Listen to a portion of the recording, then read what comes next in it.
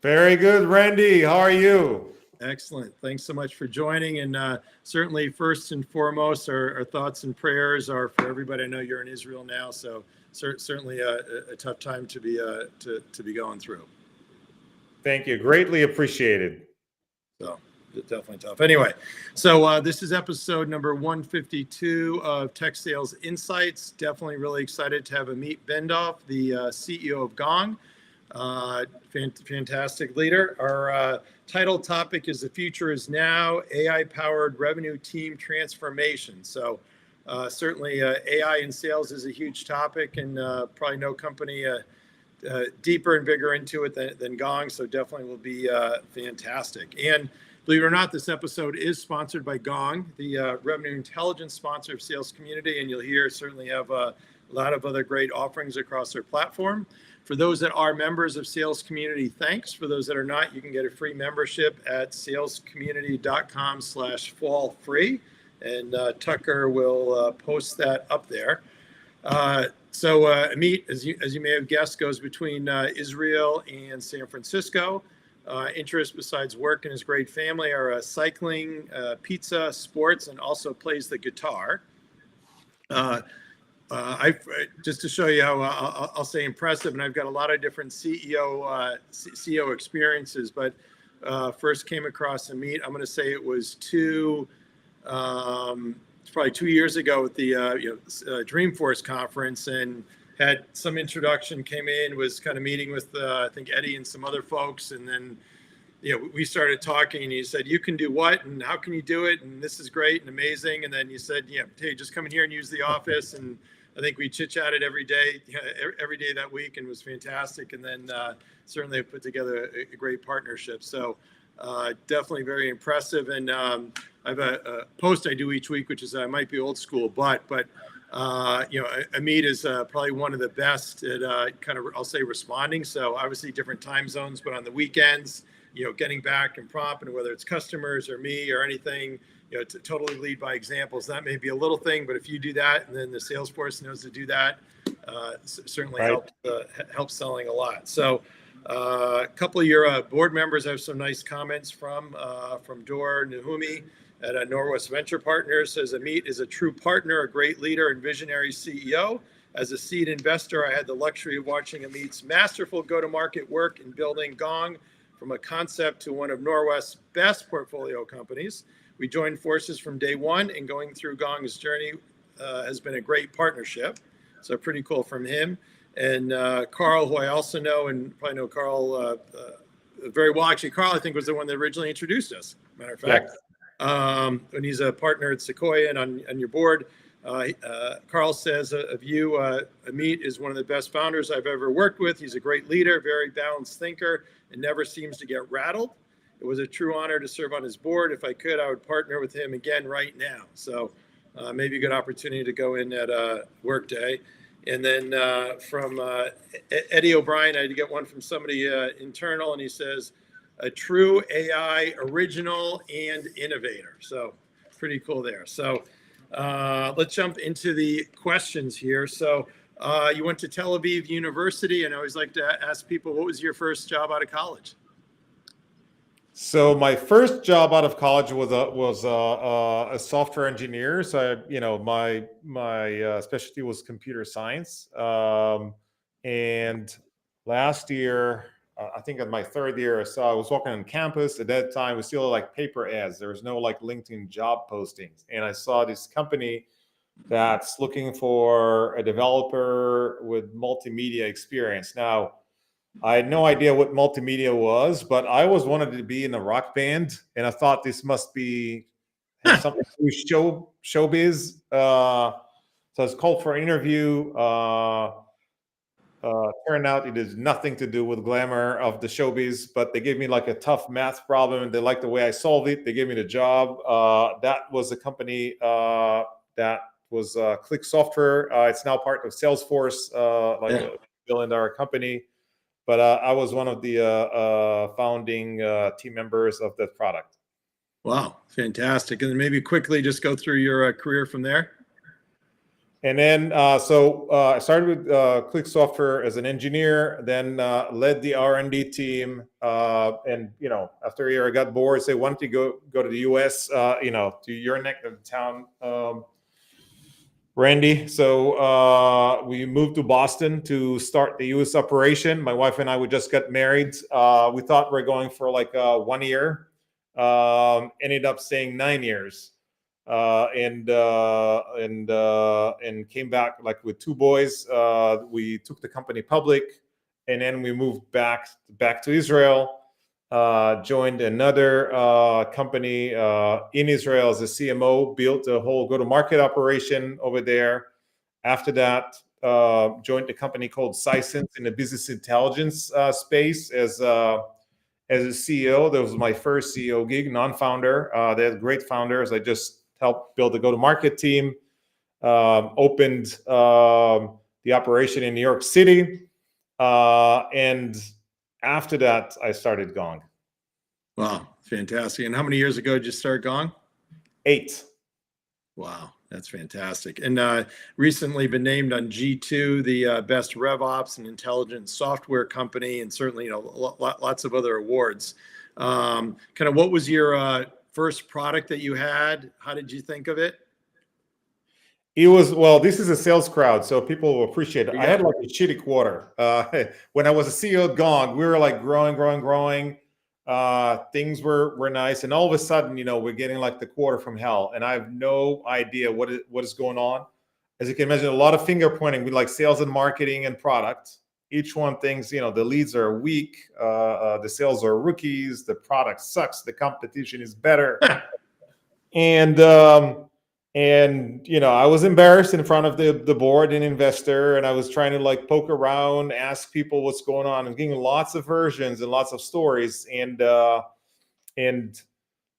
in my desperation, I sent my product manager to sift through CRM notes to see what they can glean out of that. And they spent a couple of weeks, dump everything to Excel, and they came back, said there's nothing there, right? So then kind of dawned on me that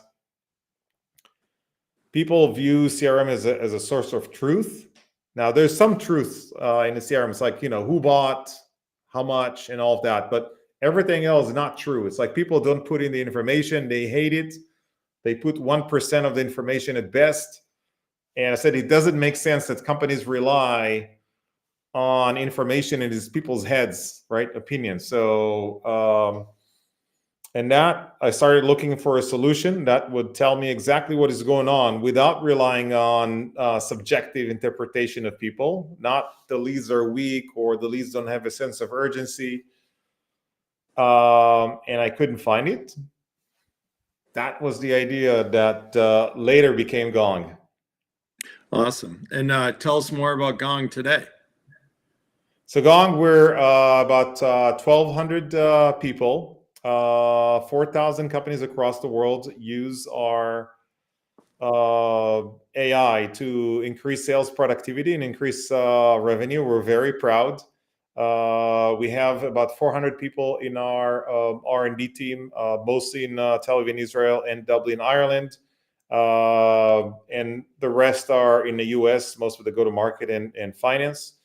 The company has like 3 products: Engage, which is a customer engagement platform; Forecast, which is forecasting prediction based on AI; and CI, which is conversation intelligence, helps you increase sales productivity by coaching and enablement.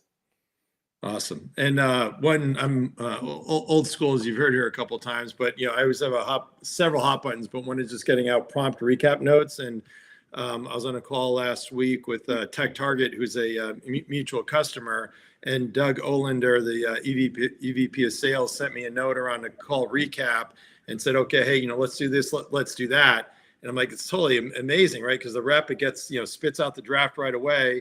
But then as a manager, then you could go through and just quickly figure out what's going on. If you want to dive deeper into the call, you can. But if not, you kind of get, 30-minute call you can scan through in 2 minutes. Randy, it's insane. Like I was doing like 3 back-to-back customer calls like a couple of days ago, and Usually, it'll take me like a day to send a thank you note. So sometimes my EA would draft something for me. I go over my drafts or Right. respond, oh, that's not it. And I send it, right? Right after I get off the call, like Gong, it's like, I click a button, says write an email, and it says, hey, Randy, it was so nice talking with you. Like, I really loved your story about this and that. Here are the key items to discuss. Here's my next steps. Happy holidays, by the way. I changed a couple of words. Hit send. So easy, and it is scary accurate. He was spot on. So amazing. And you've got a new cool feature, the AMA Ask Me Anything, right? The AMA is actually not the system telling you, but you could ask. So you could go to like an account or an opportunity and just ask anything, right? For example, what are the key pain points that the customer is talking about? Or why did we lose these deals? Or who did they favor? Who is our competition? What the system does, it reads kind of like, looks at, recent period, looks at all the emails, all the call transcripts, and uses generative AI to kind of distill the information very succinctly. So you could ask like, is this deal likely to close in December? The beauty of it is that traditionally, or you mentioned like Doris, I was with him like on our one-on-one this week, and he asked me about a certain account because he knows the company, and asked, how are we doing over there? I actually like was not up to speed, and I was a little embarrassed. So traditionally, what would I do, right? I could go to the CRM. There isn't like a whole lot over there. I could reach out to the rep, but that'll take time, right? Who knows? There might be on a call. It could be like a day until I get, and Right. he'll get like nervous. Why am I asking? Right? They don't like being asked. Instead, I said, you know what, Dor? Let me like log into Gong. I just type like a quick question. I went to the account, says, how are we doing over there? Is it trending in a positive direction? What are the next steps? And it was right there. Within seconds, I had the answer. Unbelievable. You could use it for all sorts of things. For definitely for getting a sense for where the account is. What's the sentiment of the account? If let's say you're a new rep or a new manager, new to an account, just brief me on everything that I need to know to prepare for my meeting with this customer. Yeah. So literally anything. Yeah. It's addictive. It's crazy good. Yeah. Well, I know for sure you definitely have some hands-on board members there when you had Carl and Drawer for sure. Oh yeah. We've worked a couple deals. Now with you, with kind of Gong, obviously you have a lot going on, but kind of any challenges that you can speak of on the kind of go-to-market side? Well, who couldn't use more leads, right? It's like there's always challenges. Like every day there are challenges. Overall, we're doing well. We're on a good trajectory, both in terms of product and go to market.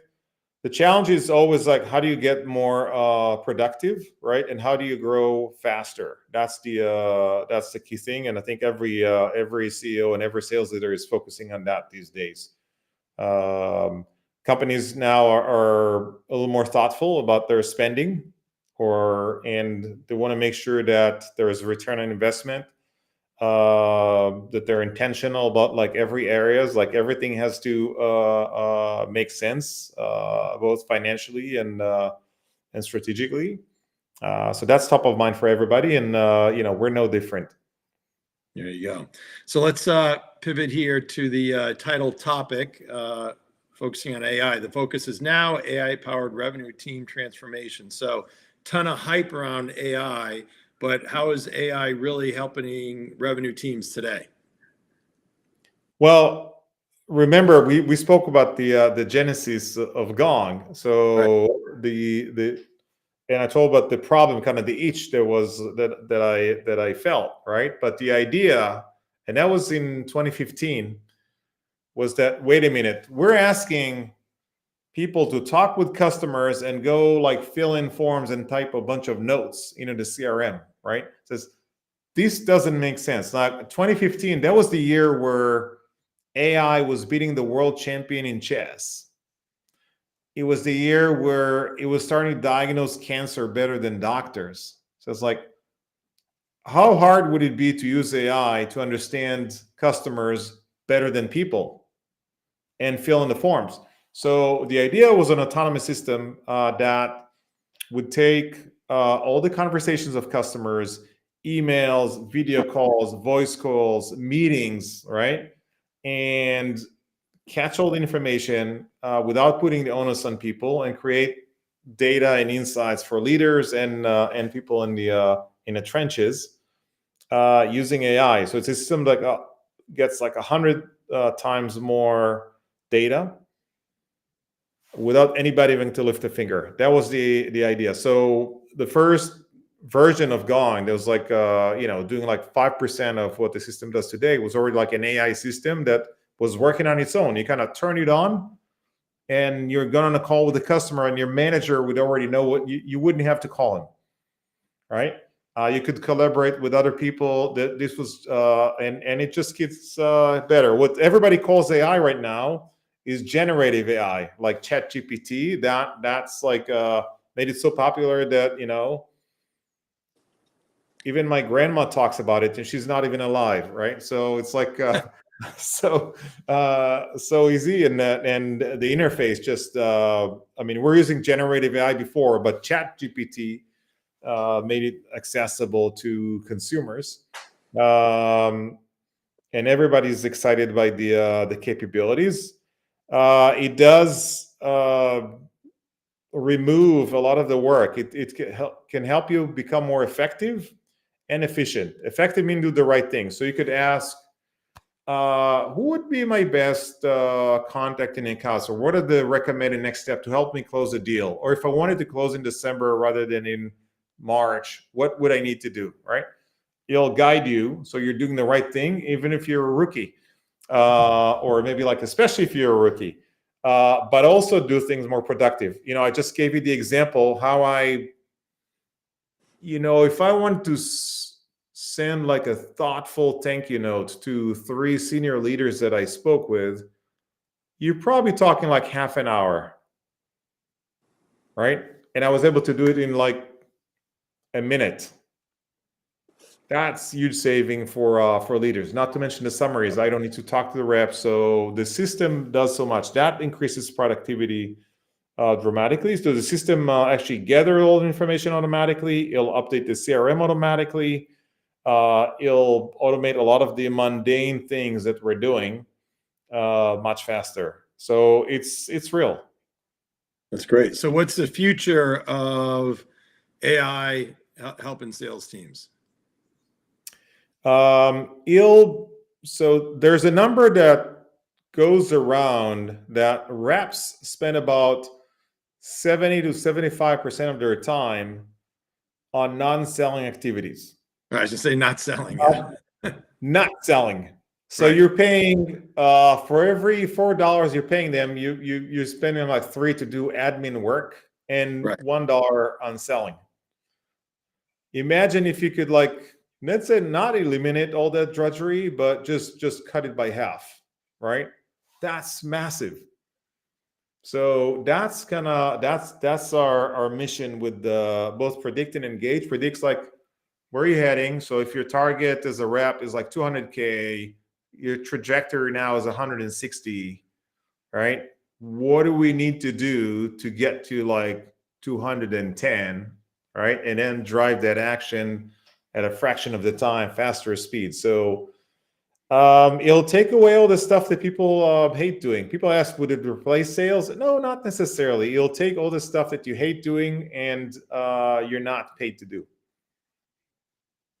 Yeah. So would you say kind of now versus, a few years ago, whether Gongsters or companies that are leveraging Gong or leveraging AI, that they should also, by definition, you said be more productive. So that would mean they should be going on some percentage more sales calls per week. And do you measure that?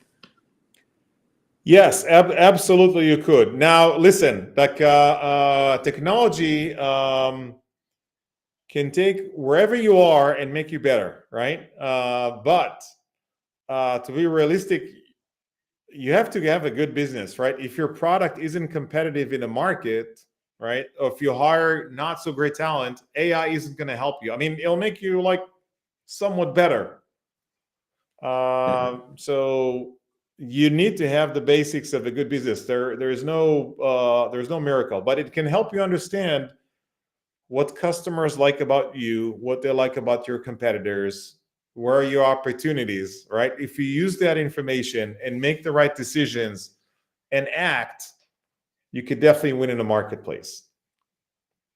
Yeah, definitely. And any, besides what you've already mentioned, any other ways that you use AI in your daily work life? Yeah, I mean, I use it for,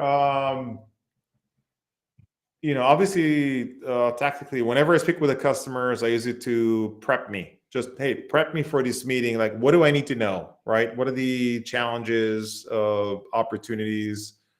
What has been the recent? So that saves me a lot of time. I do the follow-ups, but also strategically the data that we get from Gong, kind of in aggregate, right? Because this is anecdotal, customer by customer, but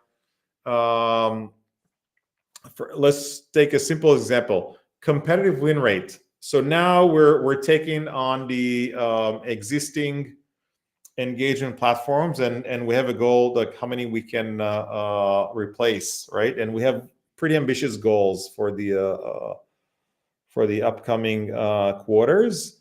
We need to know what's kind of a win to loss ratio right now. How would you know that, right? The data is not in the CRM. The reps don't always put in like who did they lose to and who did they win to, right? It's like sometimes they do and it's not accurate. We get this data from Gong because they don't need to update the CRM. We know from the conversations like who the customer evaluated as a competitor, right? And then we see what our win-loss ratio. Why are we losing? Why are we winning? What do we need to do better? What the customer like about us? What like the company? All of these reports are included in the board deck, like every quarter. I would never be able to get this data without Gong. We use it for forecasting, to forecast our revenue. We have AI prediction. And now, what's AI prediction? Until now, most companies either have like a top down or a bottom up, and both are kind of based mainly on some historical data and the reps and managers' sentiment, right? The numbers that they're calling based on their best judgment. Now, there's nothing wrong with that, but remember what it is. This is like a guess, right? What Gong does, it actually takes what the customers say, right, and turns into a forecast. So you'll look at a deal, and the fact that there's a lot of activity on the deal doesn't mean that they're going to close. If there is an email, right, but the email says the CFO would now want to like scrutinize this deal personally and wants to understand the ROI, that's not good news, right? So Gong's AI score for that deal would be lower. This is powerful. Before that, you just had the sentiment. Now you have the facts, what the customer is saying, and all that factored in the prediction. So prediction, reporting, analysis of win rates, increased conversion rate. The data is a gold mine.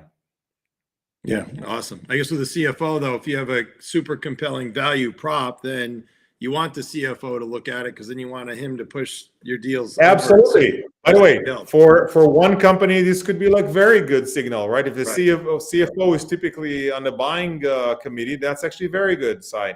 But if that's unusual, it's not a good sign. So every company is different. You're absolutely right, Randy. Awesome. And then you've got some cool integrations in with kind of Sandler from a sales training methodology, Medic for qualification, and some other things, right? Yeah, this is what customers have asked us. Like, listen, we spent like $1 million or so on implementing this methodology. I convinced my CFO to make the investment. Now I have no idea if it's even being like used in the field, and what's the ROI. So we have some of those already baked into Gong, like Medic, MedPeak, Sandler, right?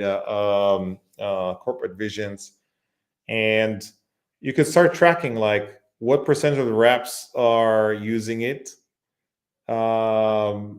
or teams, right? Which teams are using it, which teams are not, track it like international deployment and acceptance, right? So, and then like, is it effective, right? Do I see like a higher win rate when it is being used versus when it's not being used? That's crazy. You're never able to do that. Imagine all these trainings that's happening right now, all these methodologies are impossible to measure without having people fill in forms. Now you just kind of unleash it, let it go. Gong tracks it for you, both the adoption and the impact of the plan. Wow, awesome. So at Gong, we use we're strong on our CRO Shane Evans. Is strong on Medic, Shane, right? yep. So, you know what's our adoption rate? 96%. I was just saying, when you got the CRO leading by example, and those 4% probably aren't long for the world.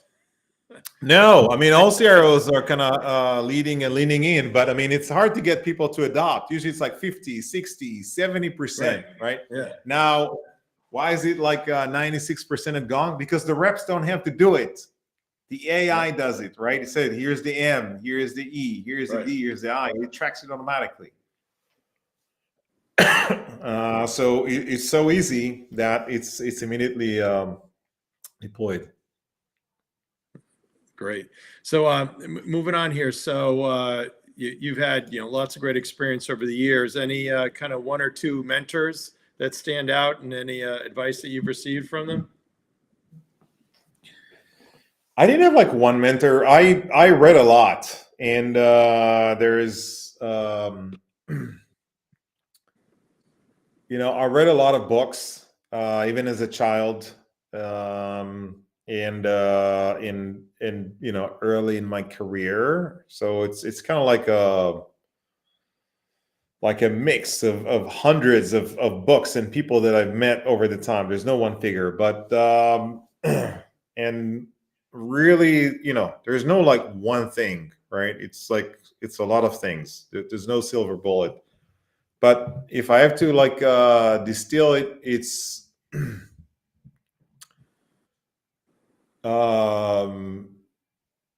it's the team that you hire, right? That's what wins. Team and culture are the most important thing, and that's your role as a leader.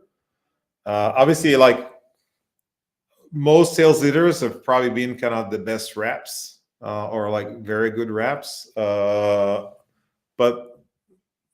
being a leader kind of takes you out of the equation as the super salesperson, and it's the strength of the team. So literally hire people that are better than you. Right now, everybody says that. Everybody believes that they do. Most people don't. Right? It really takes the time, and the stronger the people that you hire, the easier work becomes. Yep. Just literally, it was like, I was like, wish that I have like 6 CEOs working for me. Then I could just sit all day and do nothing, and work will be just fine. Yeah, definitely. What about then? You mentioned reading when you're younger. Advice that you give to your younger self.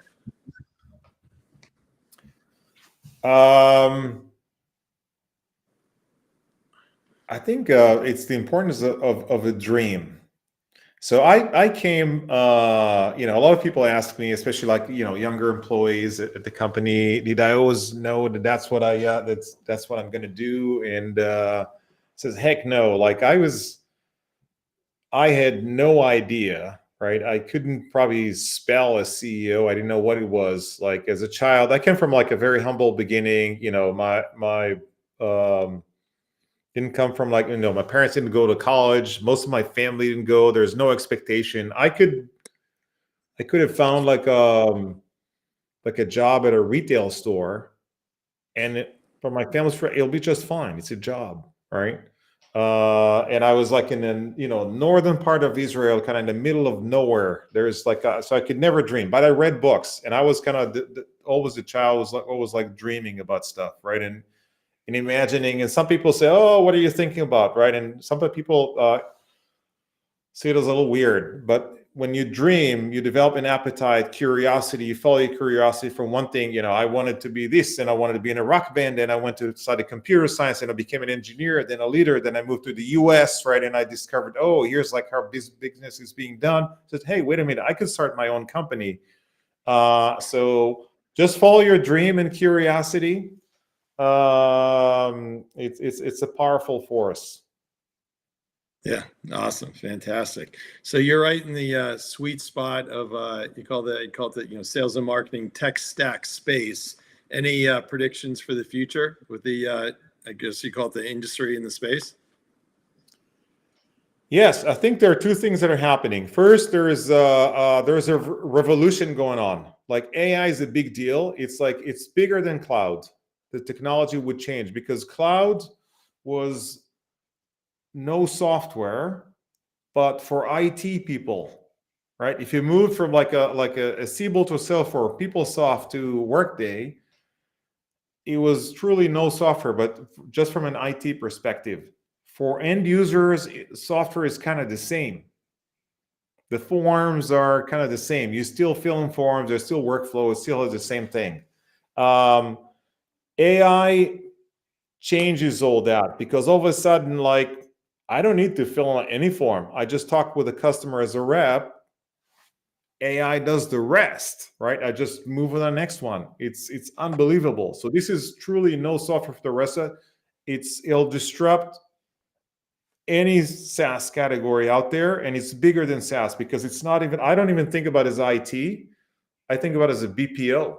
If you think that reps are spending like 70% of their time on nonsense, right? Right. Imagine if you take it away. That's like a BPO, right? So it's much bigger. IT is nothing. IT is 5 to 6% of a company budget. Payroll is the big thing for most companies. You take 70% of that, it's insane. So massive opportunity. Second, there's also people want to rationalize their stack and have kind of like fewer platforms because there's consolidating of kind of older categories, engagement, all the workflow tools that are not like AI first are being consolidated in one platform. So that's something to watch for. I mean, times are challenging for some companies right now, so that also drives some of the compression in the market. But overall, exciting time. AI revolution and consolidation. At Gong, we call it like Gong solidation because we want to come to companies and become kind of their main platform, and that's driving a lot of great new energy. Oh, that's great. So next topic, maybe on kind of the value of relationships, right? So you had, pre-COVID, people were used to come more face-to-face. Then COVID, everybody got used to the Zooms. So kind of how do you kind of deal with the challenge or the opportunity of sales teams still, and still having, relationships in this virtual world? Do you try and break from virtual to encourage face-to-face, or do the best you can with virtual? I know you do good face-to-face events. We're in a hybrid world. There's definitely in-person meetings are way more valuable. So I'm not sure if you're talking like the sales team itself being in one place, definitely super valuable, or meeting with customers. Both are, we encourage people to do both. Now, there's a lot of goodness in virtual meetings sometimes, right? If I need to be at home, I'm waiting for the cable people, or I need to go to doctor, I need to be on a vacation for a week, I can still do Zoom. That's great. So not everything needs to be in person, but also like being totally remote isn't good. Just not Right. nearly as good. Yeah. Now I always worry about sorry, go ahead.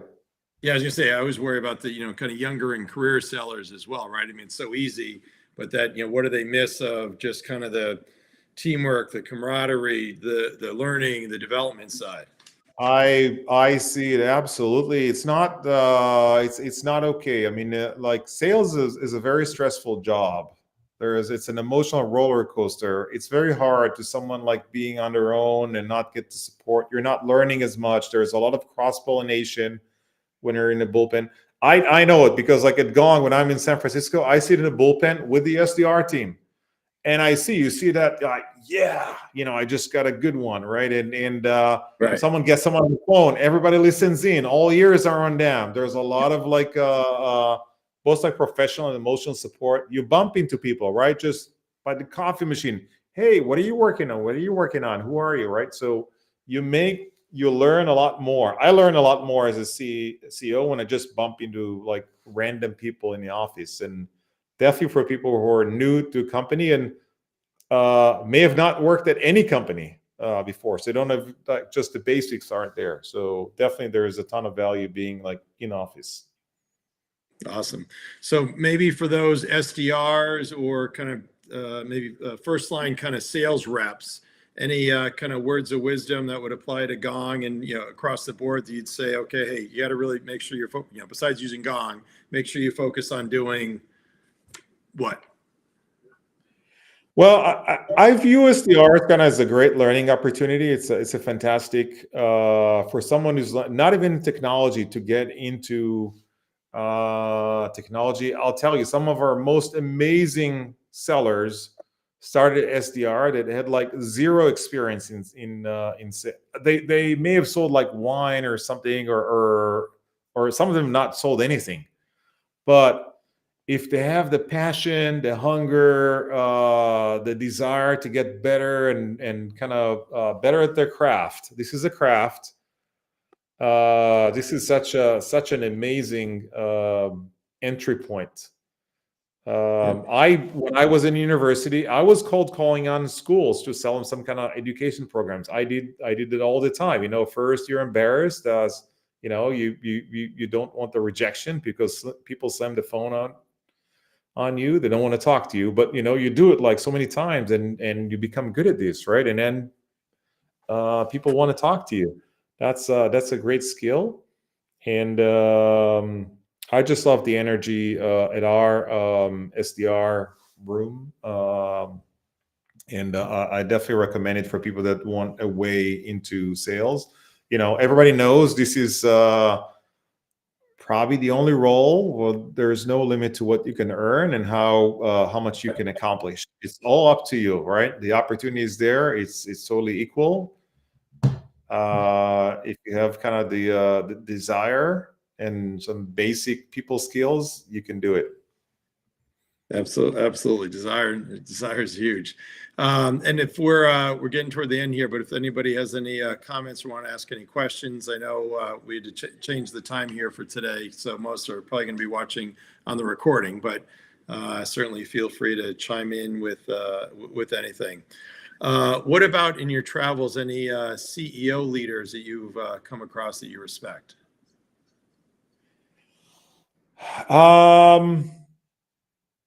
Well, not in my travels. I haven't met him personally, but I like Steve Jobs. Because we consider ourselves a product company. We want to create raving fans, as we call them, but cult followings. Products are insanely good. They're innovative. They're never copying someone else, and just create joy and bring productivity to people. And a lot of what we do at Gong is kind of call it kind of the Apple of sales, and that's not coincidental. You see it in pretty much our marketing, our product design, our approach to customers. Almost like a consumer company, even though we're an enterprise software company. Awesome. Great. Well, this has been fantastic. Time flies when you're having fun. Any closing comments? Well, I enjoyed being here. It's a lot of fun. Hopefully, it's good for the audience. If you want to reach out, there aren't a lot of like Amit Bendov on LinkedIn, so super easy to find. And thank you so much. Yeah, that's usually my line. I say, isn't it? I don't think there's one. Your line? Maybe I stole it from you, Randy. Yeah. One of me. So we've got a break next week, and then we'll have January 3rd, Scott Struble from Dark Trace, and his title topic is going to be the first 90 days.